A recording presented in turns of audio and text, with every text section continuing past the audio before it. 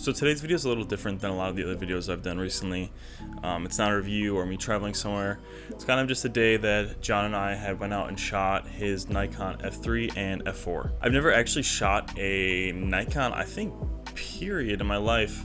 When I shot digital, I shot entirely Canon, and then when I had switched to film, I shot Olympus 35. So I was kind of eager to get into these legendary 35mm Nikon cameras, especially with their giant library of lenses that can pretty much go on a lot of modern cameras, including a lot of these older popular film cameras. With that being said, I shot on the 28mm f2.8. I kind of wanted a wider lens. John has an array of lenses, but I wanted to stick with kind of a wider lens just so I could get some landscapes while still being able to do some portraits.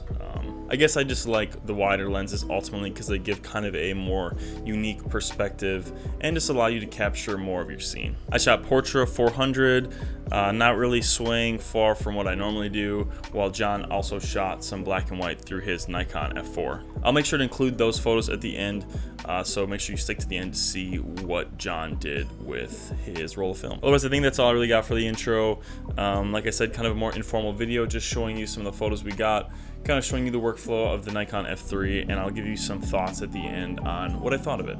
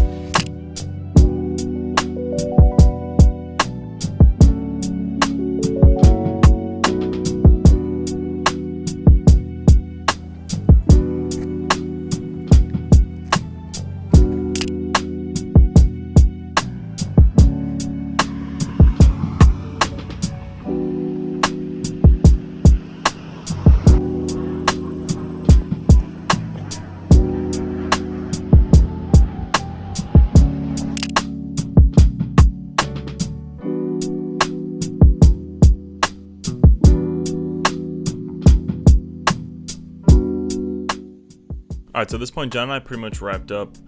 We actually went and got Panda Express of all things, and then decided to shoot the rest of the shots. I think there was like 8 to 10 later in our studio to kind of test out what I thought about using it in a more controlled setting and also shooting portraits. So here you go.